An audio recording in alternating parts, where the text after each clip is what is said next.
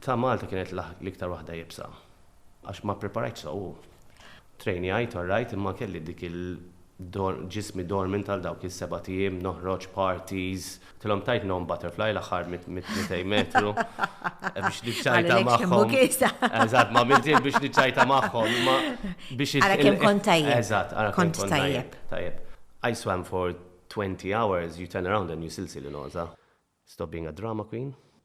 So it's time to close that door and open the one in front of you. During the night, it was very difficult. I stopped, I was crying, I was like, I'm going to give up. After all that training, after all that work, after all the sacrifice the whole team has made, this is what I'm meant to do. There's no doubt in my mind that I need to swim again. How much did you prepare for this? Mux kemm like, lejna confidenti, I can do it, I can do it, does nothing.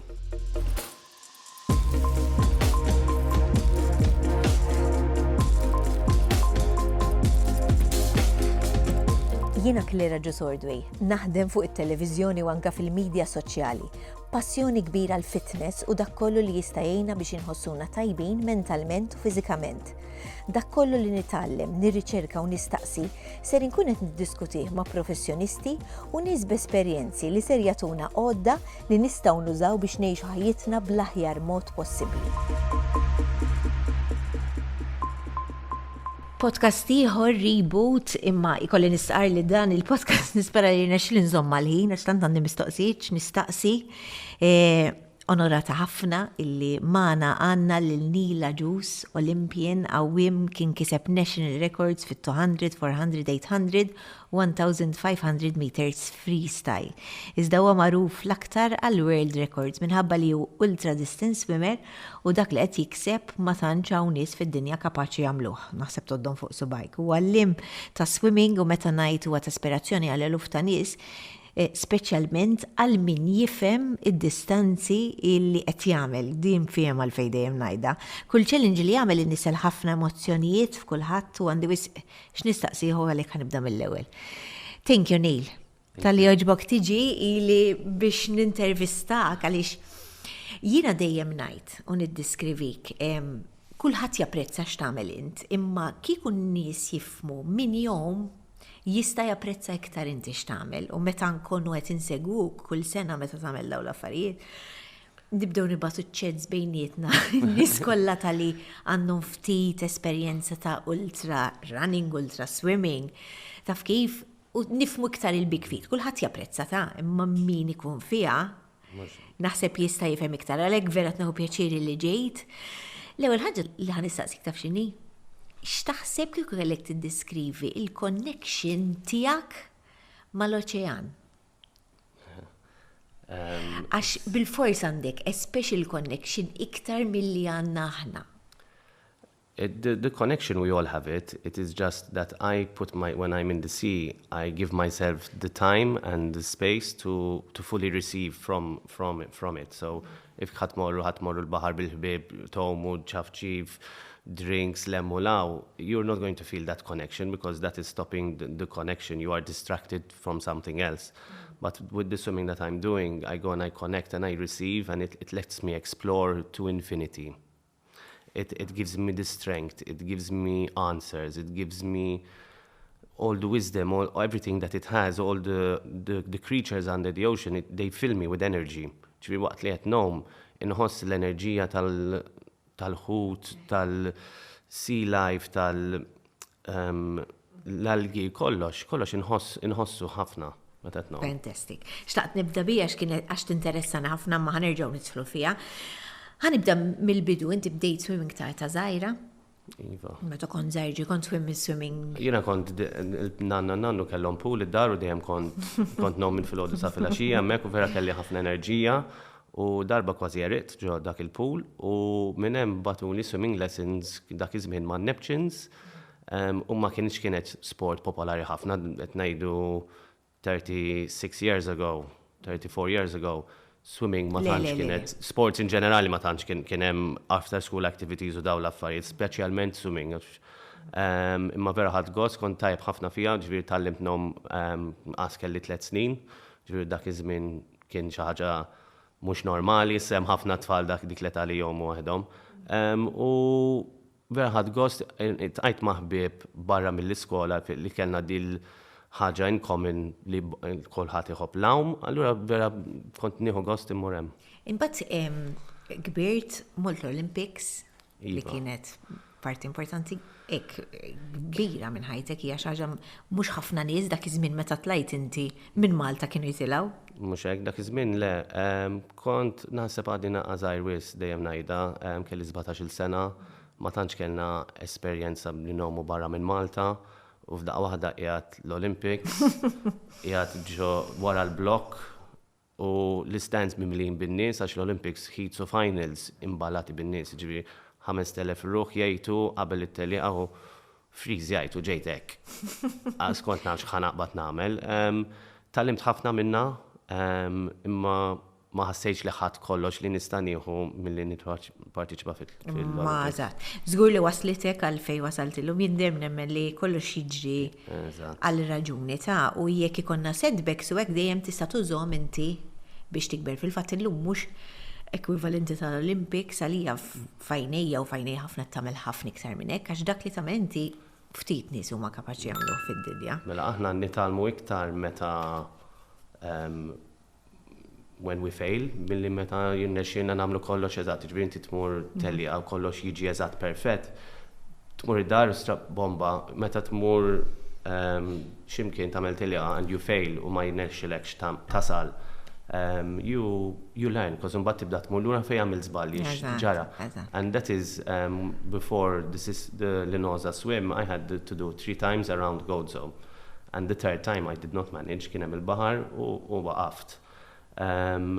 U kulħadd mit-tim issa nerġgħu nagħmluha, m'hemmx ċans nerġgħu nagħmluha, that was the window, issa rrid nibda ninżel mill-peak training tiegħi biex nistrieħ. Imma minn hemm tallimna li qed inħoss il-bart ħafna bil-lejl, ġifieri biddilna l-feeding, ġifieri wara s-sitta kollox sħun, l-ilma sħun, l-ikel sħun, il-juices sħan, kollox biex inti żomm il-core temperature low, ġifieri nibdew mis-sitta ta' filgħaxija qabel tidlam. Daw l-affarijiet, hemm ħafna dettalji tidħol. Tallimna ħafna f'daw l-aħħar 4 swims, ġifieri. Fil-fatt nixtieq li nidħlu daqsxejn fid-dettalji, ġifieri inti mbagħad bdejt tikber, bajtom, inti għallim ta' swimming. Eżatt. L-ewwel darba li ddeċidejt li ħadd tagħmel l-ewwel swim kbira tiegħek. Nistgħu ngħidu li kienet waħda s'issa kellek 2 u issa dieħel għat-tielet waħda. Jien għamilt waħda 2018, 19, 20, 21, 22 ma għamilt xejn u 23. Eżatt, imma qabel ma bdejt l-ewwel waħda. Kif ġie l-ħsieb? I thought it would be cool to swim around your own country. Eżatt, jienet lek 2 li bdejt minn barra minn Malta, ta' Malta, eżatt. U dort madwar. Dort madwar ta' Malta. Sa' jiena kont waqaft swimming, għamil 7 snin ma għamil xejn. U dejjem meta waqaft dejjem li nixtieq nagħmel id-dawra ta' Malta, would be a good idea, mbagħad nista' nneħħi l-kappa, nista' nneħħi l-goggles, il-malja nħallihom hemm u jiena għamilt kollox li kelli bżonn nagħmel fil-flawm. U dom 7 snin biex nagħmilha u għamilta xi tfajla Lara qalt li isma' jew ħadd tagħmilha jew qiegħa fajt li ħadd tagħmilha x'inlek għaddej biha issa u ħadd għalija u għamilta. But I knew nothing of the ultra distance world. I did not know the mindset. I did not know anything. The longest distance I had swam before that was 11 kilometers. And I signed myself up for a 70 kilometer swim. Mamma mia. Kieku kienet sabiħa in your memory, tajt isma dik l-ewwel waħda kienet speċjali għax kienet l-ewwel waħda. Jew mbagħad kien hemm oħrajn illi pereżempju tasqalija jiena lija kienet ma nafx minn barra. Mela, ta' Malta kienet l-iktar waħda jibsa. Għax ma preparajt sew. Ok. Mentalment ma għamil xejn, għax kont naf li kelli bżonn nagħmel xi ħaġa, trejnijajt alright, imma kelli dik il-ġismi dormant għal dawk is-7 ijiem, noħroġ parties u daw l-affarijiet hemm kont wara s-sakrifiċċju dak kemm kbir is-sakrifiċċju fis-swimming fl-hawn. Meta tieqaf tiżvoga naqra f'dawk l-affarijiet kollha li ma għamilx, ma morx mal-ħbieb, ma morx hemmhekk, ma morx intaq ma' nies. Zvogajt, ġifieri noħroġ. Mbagħad literalment f'6 xhur trejnjajt u għamilt. Għamilti swim. U kif inexxilek tagħmilha kollha? Jekk ma kontx Bisforz kbir. Bisforz kbir, tipo kont qed nirrabja mat-tim, ma kontx happy lejn l-aħħar, ġifieri it was intense. Naħtafhom u ma kontx naf, I was lost. Kollox kien ġdid. Eżatt. U klas jiena spiċċajt għax kont naqa super f'mija nifsi li jekk qatt li ħanamilha. Tipo fiex ma naqgħu ċaċċajt. Eżatt. Dik l-accountability. U t-tieni waħda. U mbagħad u meta spiċċajt mhux ħanerġa' nagħmel waqt li kont qed mhux ħanerġa' żgur, tipo u xi 3 ijiem wara hekk nitrejna nagħmel iktar u hekk nirranġa għax dik il-mument ġrat hekk. Issa jien nista' nagħmel indaħħal daw il-tools and skills kollha li għandi bżonn biex meta jiġri hekk inkun nafx għandi bżonn nagħmel għax issa nafx ħajġri. Eżatt. U għad mela ħanagħmel 2019 ħanagħmel id-dawra ta' għawdex ħatkun iktar relaxed, no pressure, kemm induru mawdex, mbagħad ġifieri kelli training sen oħra training fuqha, mbagħad irġajt pjanajt biex nagħmel saqalija Malta. Ġifieri diġà kienet fil-pjan wara Malta, imma ħanagħmel għawdex in between biex to balance it out. And that was the perfect swim. Ta' it-tieni waħda. Sicily Malta. Sicily Malta. The perfect swim. There was nothing that was, tipo, us we knew how we arrived so quickly, we didn't know how nothing happened. I was prepared fully, 100% for what was to come and everything. Imma hemm l-element, nix insaqsik fuq għadi, għandek aħna fajjitna dejjem għandna choice. So you chose biex tagħmel tasqallija to prepare for it mentally and to prepare for it physically. Imma bad dejjem l-element li inti m'għandekx kontroll fuq bħal baħar, bħal l-aħħar swim pereżempju. Kienet differenti l-aħħar swim. So then what happened was after that I'm like, let's go again next year. Sa da mhux normali li inti tagħmel daw li big events. Is-soltu meta ultra distance athlete jagħmel xi ħaġek jieħu xi 3 snin jew 4 snin break. Jiena rrid nhom is-sena ta' wara. Għax issa li nerġgħu nagħmlu xi ħaġa. Because I didn't feel like I was pushed. Tipo niftakar wet mit-tim meta konna San Ġiljan waqaft ħdej id-dajsa biex ngħidilhom thank you. Tilhom tajt nhom butterfly l-aħħar mit-2 metru biex niċċajta magħhom. Eżatt, ma mintin biex niċċajta magħhom, ma biex ara kemm kont tajjeb. Eżatt, ara kemm kont tajjeb. And then we went to the next year, 2021, deċidejna biex nagħmlu minn Tunizja għal l-Italja. Exnija miegħek dik, exnija miegħek literally. And that was the most intense preparation as well that we had done to date, because COVID was still around. Tunisia is an out of Europe country. Ġivi aħna konna ħammorru hemm with hazmat suits bid-drive-by bil-boat, ġivi kulħadd bil-hazmat suit innorruhom il-passaport biex jien nista' nidħol miss l-art u nerġgħu nitilqu. Ġivi there was the amount of protocols that were in place u nitkellmu ma' politikanti u hekk li m'għandniex naqsmu aħna int miġnun aħna moħħna biex inġibu il-maskli u l-ventilators u daw l-affarijiet u inti qed taħseb biex tagħmel xi ħaġa hekk tipo ħallina trid dak it-tip. But I felt that was what I was meant to do. Meta fetħet il-weather window kellna dik il-ġimgħa fejn kellna heat wave kull jum u it messed up with all the kind of I don't know the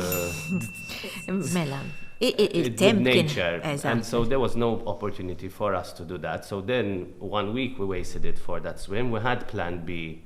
U meta Gordon, the man who helps him with logistics, għalli, we have to change the swim. Għatlu, forget it, Gordon, ili nippreparu, ili nippjano, ili nixismu li ħanomu, ekki saħta li ħanomu minn li noza l-Malta. Għatlu, forget it, it's not gonna happen. Figure it out, għatlu.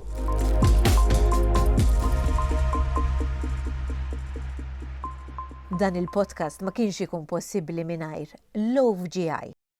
Hobbs Love GI, l-aktar ħobża bnina fi gżiritna, isiba biss fil-ħwienet tal-Maypole. Team Sport, il-post fejn isib l-aqwa brand sportivi bħal Diadora u Under Armour u l-aqwa ditti ta' żraben, sukoni u ħoka fost oħrajn. Isibuhom li klin u birkirkara. Hypro, prodotti mammolin bi proteina biżżejjed biex tikkumplimenta d-dieta tiegħek ta' kuljum u li ser jgħinuk fit-training li tagħmel biex tgħix ħajja aktar b'saħħitha. Gulon, gallettini bla zokkor b'toma bnina. Natru, ħalib plant-based b'ingredjenti naturali biss mingħajr zokkor miżjud. Fior di Vita, għal varjetà kbira ta' ġobnijiet.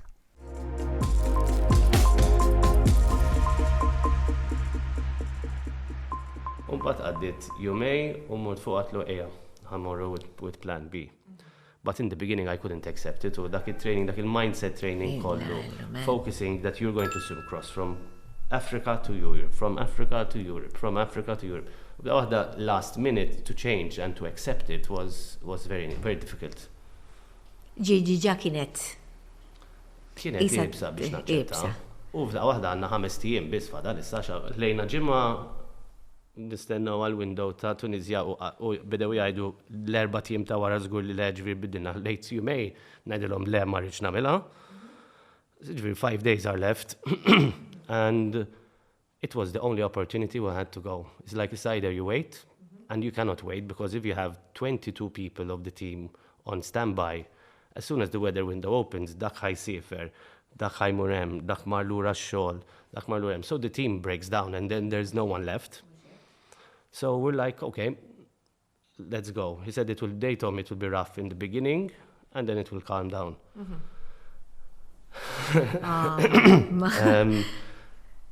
I carry on going.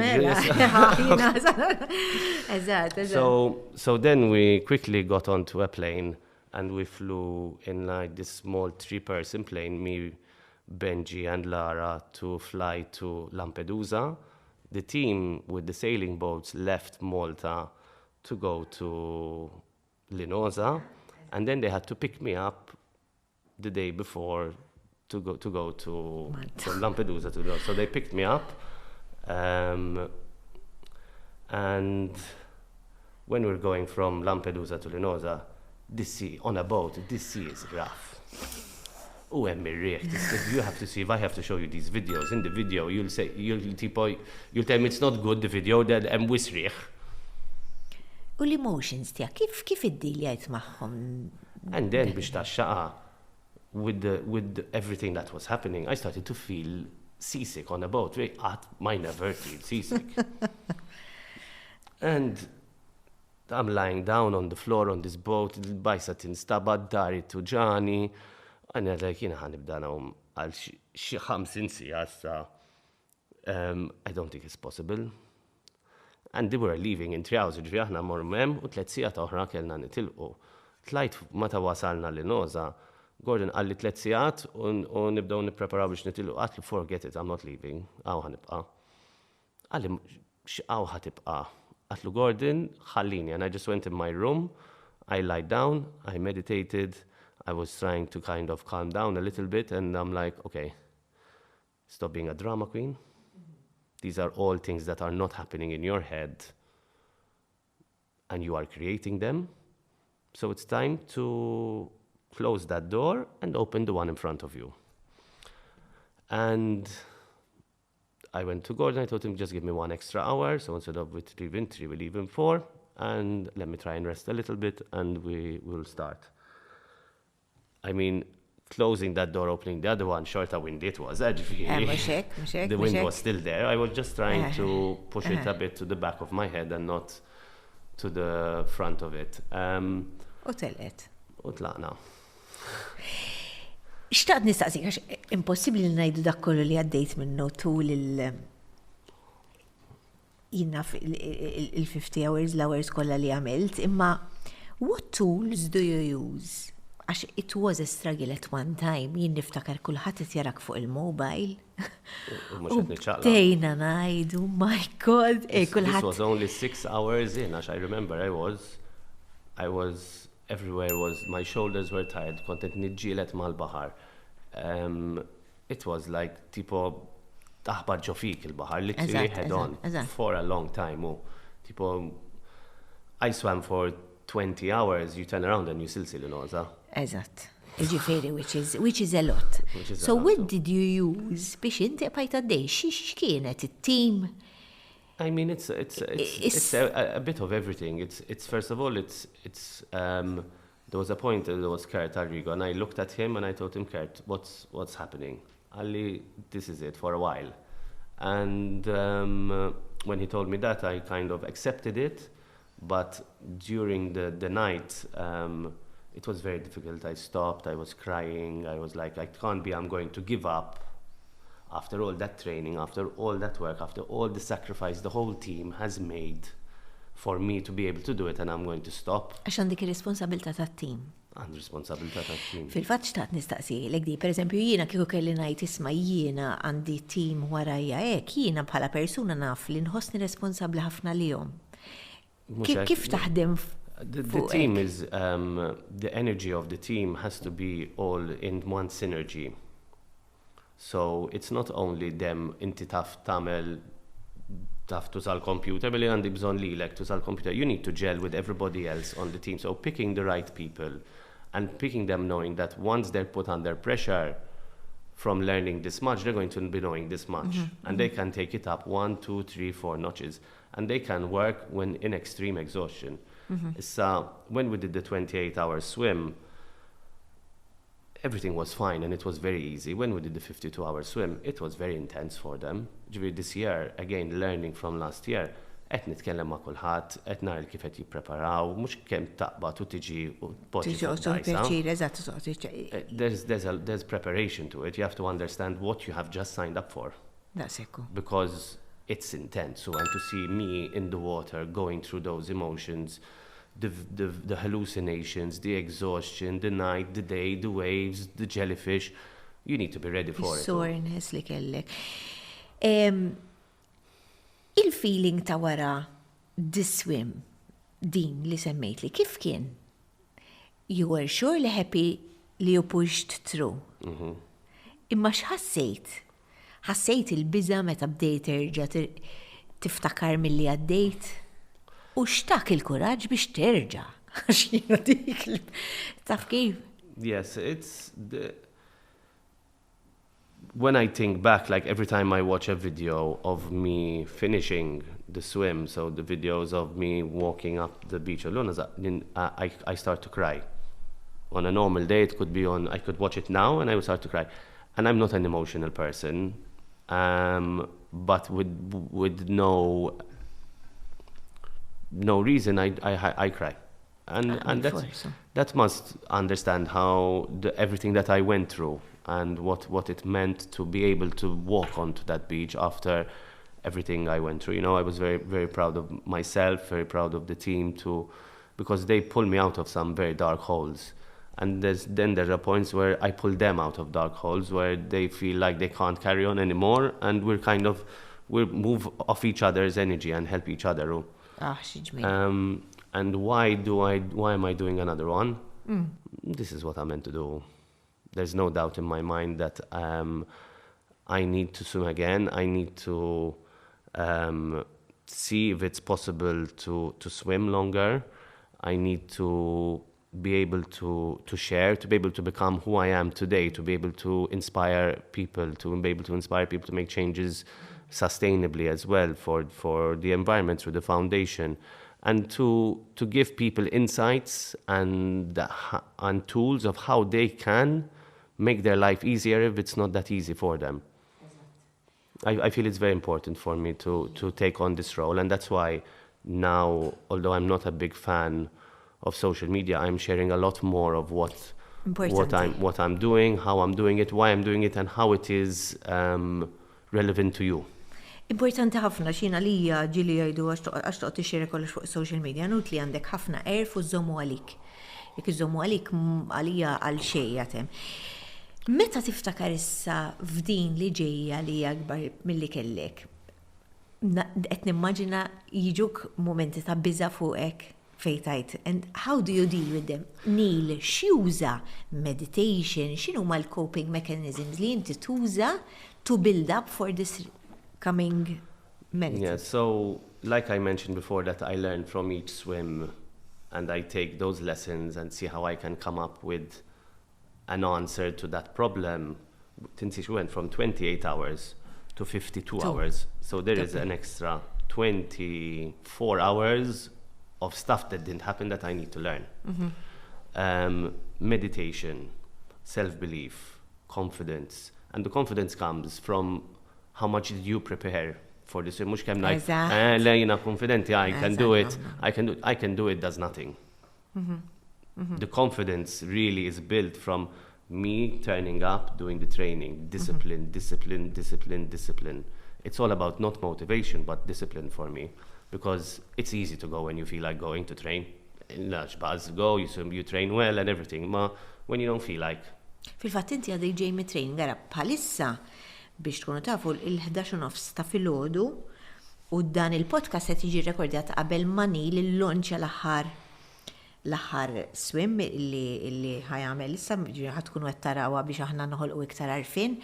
So inti minn fejn ġej? Issa, x'għamilt illum? Jiena llum il-bira fid-9:30 bist fil-pool u friċ fil-5:30 għamilt satej xogħol biex nirrewindjaw naqra iktar lura from my day yesterday. Qomt fil-5:30, mort xogħol, u mbagħad mort kelli niġbor t-shirts biex nieħdu magħna meta nsifru il-launch.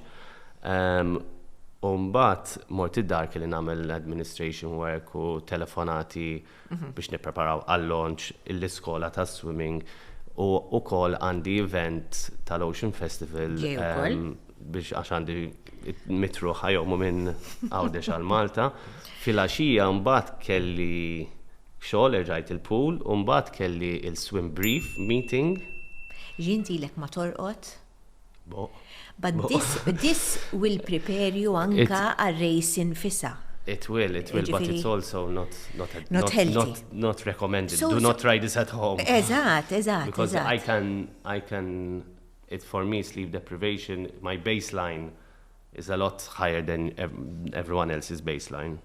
Imissa jkollok bżonn tistrieħ. Mela, għandi xi żewġ affarijiet nagħmel u mbagħad lest. U mbagħad tistrieħ u tistrieħ sew. Eżatt. U waqt ir-race, mhux ir-race, l-ultramarathon, how do you deal ek billi qed titrenja li issa bil-minar irqat? To be honest, there is, and we're trying to speak to some people from abroad who understand in sleep deprivation, and there's a lot of theories and details, but there's nothing that is proven because everyone's body is very different. You expose yourself to something and I expose myself to something, anything, whatever it is, even if it's an energy drink, it affects me differently than it affects you. So everything is very kind of but we'll just manage to get an answer from someone because it's very difficult to get hold of these people. But from the little bit I read, it's kind of what light is on next to you makes a difference. What you're eating, all these things make a difference. Isinti, you're conscious of your team tijak li this takes a huge toll on your body. Yes. Kif mbagħad tipo you counteract dak li tkun għaddejt minnu? I mean, like, I never understood how much a body can withstand anything until this UFC started becoming popular. Like, watching these UFC fighting, you think someone will die if they get hit like that. So our bodies are a lot more adaptable and can withstand a lot more than we think they can stand. Obviously, there's a limitation to that, like everything. But a lot of people are going to think that I'm crazy from what distance I did and the way I walked out of the beach onto the beach in Xlendi to the distance I'm going to swim now. But it's a very calculated. It is very calculated. It's not like, that's cool, I'm going to do that. You know, it's. Mix distanza li inti deċidejti li tagħmelek. It's cool. It's cool. No, it is something that I feel. Something that I feel that is attainable, something I feel that my body can kind of withstand. And I mean, I'm extremely excited to see if the training that I'm doing, I should say, l-iskola. U training kif tipjana? I mean, this year. This is again a first, Alik. Yes. The training is. It plays a lot on your mind because I do my own program, and And if I compare myself to other ultra-distance swimmers, I swim a lot less. But I feel what I'm doing is enough for me. And I feel that I have a physical capacity that has 100%. And then I have a mental capacity that is unlimited. And the mental capacity can get your physical 100% times 2, times 3, times 4, times 5. It's infinite. But my body is my body, and no matter how much I train, there's only how good it can get. That's it. It's a box. You know what I mean? It's no matter how much you push and push. Eventually, the margins when you never train, you're improving a lot. But once you get closer to the ceiling, you're looking for those little gains. So why waste time on those little gains? And when I can be kind of working on other things that can double, triple, and quadruple my actual physical capacity. Fantastic. Issa ħanimxu għal xinu ġej. ħatkun qed tillonċja it-tielet waħda. Għajdilna x'inhu l-pjan? So the plan this year is to not swim to finish in Malta, which I'm a little bit disappointed about, but also it's time to kind of branch out and move on to the next stage. I'm going to be swimming from Mallorca, from Palma de Mallorca. Almenu ħatibda fossa bieħ kontinwien. To Ibiza, and then I'm going to swim around Ibiza and finish on the main beach in Ibiza. So I'm going to swim 160 kilometers. 160. It's more than double. And Linosa Malta was a 125. So we're talking 35 kilometers more, so we're talking... Kemm? 20 hours. 20 hours more. Maybe. Depends. There's so many variables that go into it that it's... You can't tell. But I'm excited. The detail that I'm going into this year is something I didn't know I had the capacity of even going into such detail and thinking of such things. Like every minute of every day, my mind is thinking, okay, so what am I going to do and how? What if this happens? What if that happens? I've even researched that what if I come across a shark? What do I do? What is the best thing that I can do to keep me as safe as possible? I have to be realistic. It's a possibility. It's good, eżatt. So you have to plan that? Everything. I've been working on my breath work as well. For me, it's become my biggest tool. I have come up with my own variation of my breath work that is, for me, it's like a game changer at the moment. For athletes, it's basically breath work that will be used for athletes.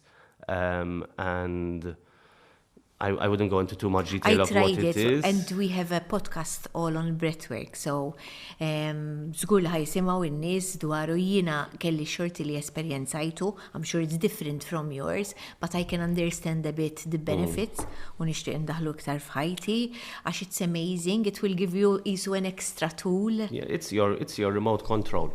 Your breathwork is the remote control of your body at any point where you're in an uncomfortable position. When you're giving birth, focus on your breathing. If you're panicking and you're in an accident, focus on your breathing. Everything. It is the remote control ta' ġismek. Fantastic. L-aħħar ħaġa l-ħansaqsik għax ħadna over bajna sejrin, il-fatt li inti torbota ma' kampanja sħiħa u toħloq moviment sħiħ u għarfien ma' kulħadd fuq l-imħabba tiegħek lejn il-baħar u l-imħabba li suppost kulħadd għandu għal-baħar. It gives it more meaning, for sure. It gives it more meaning, more purpose, more accountability, more weight to everything that I'm doing because it's bigger than me.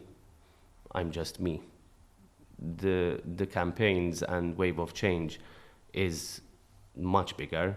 There's a much bigger cause and a much bigger purpose behind it. And it's just, I understand how much the sea can give us. Especially when we feel like I mentioned before, when we're uncomfortable, when we're depressed, when we're going through a lot of anxiety. Go and even just looking at the sea, Vera. It changes your mood, it changes your day. So how can we not protect it? It cleans the air we breathe. It gives us everything you need is there. Mm-hmm. It is the only place that you can go and escape where there is no cranes, there are no cars. You just get in the sea, swim in one direction, and you are at peace. You put your head submerged in the water, the quietness, the sounds of the bubbles, too good.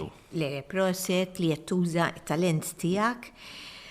Ix-xogħol jibes li qed tagħmel inti u t-tim kollu għax tajjeb li nsemmu t-tim hija importanti ħafna. Ta' Wave of Change u tanki tal-għamax ta' Wave of Change hemm tim warajja li qed jgħinuni biex aħna ikollna daw il-kampanji bis-suċċess kbir. Għax hemm ħafna xogħol. Jiena dejjem nissapportjak imma ħankun qed naqsam ħafna iktar anke meta tkun qed tagħmel swim ħankun qed nissapportjak b'qalbna kollha. Naf li taf li ħafna japprezzaw, ma vera napprezzaw dak li tagħmel inti forsi min jagħmel naqra sports u min jagħmel iktar sports u jpoġġi ruħu għal ftit sekondi sin taħt tagħmel si attwal. Fis-sitwazzjoni tiegħek it's a huge struggle imma napprezza ħafna l-fatt li daw ma jiġux għalik naturali. You are sacrificing a lot of your time. There's a lot of sacrifice for me, for Lara as well. I give up everything. Tipo, when it was Sunday and it was a nice day, it was a beautiful day, the sun is out, jien id-dar, jgħat waħdi nistriħ. Biex hekk. Irrid noħroġ, imma ma nistax, għax għandi bżonn nagħmel li għandi bżonn nagħmel. U li ħaddieħor li mhux qiegħed fiha japprezza, ġifieri. I mean, for them to understand how long this is, all they need to do is go on Google, write 160 kilometers in football pitches, u għara kemm jitla. So they can understand how the length of it. Dejjem ħafna nkunu qed insegwuk ta' inti ma tkunx ta' ma dak il-ħin dejjem konna tinsegwuk jiġri f'daw l-ħar swims li għamilt u issa. Ġurnata waħda fejn Malta tingħaqad. Vera, vera. Min jaf x'emozzjonijiet tkun għaddej minnhom. Imma vera proset. Grazzi ħafna tal-li sibt il-ħin. Aħna ħankunu qed nurkom dan il-podcast u mbagħad ħankunu qed nafżaw meta ser issir iswim ħalli kulħadd ikun konxu u jsegwi lin-Nil. Però dan il-podcast ħajqa validu anke wara li tgħaddi swim għaliex ovvjament dejjem noħolqu għarfien anke fuq kif neħdu ħsieb il-baħar. Imma qed nisimgħu storja ġenwina ta' xi ħadd illi jitfa' lilu nnifsu naqaf periklu nara jien għaliex ma with calculated risks u għal min iħobb forsi challenge daqsxejn li nnifsu ħajjitgħallem u jieħu xi ħaġa valida. Proset Nil. Grazzi minn qalbi, grazzi lilkom tal-li segwejtuna, dejjem ngħidulkom dan jinstema' fuq Spotify, bil-podcast, fuq YouTube, fuq SoundCloud jekk tistgħu taqsmuh biex ħadd ieħor jisimgħu u nkunu qed nappoġġjaw ukoll lil Nil. Grazzi ħafna ntaqgħu podcast ieħor.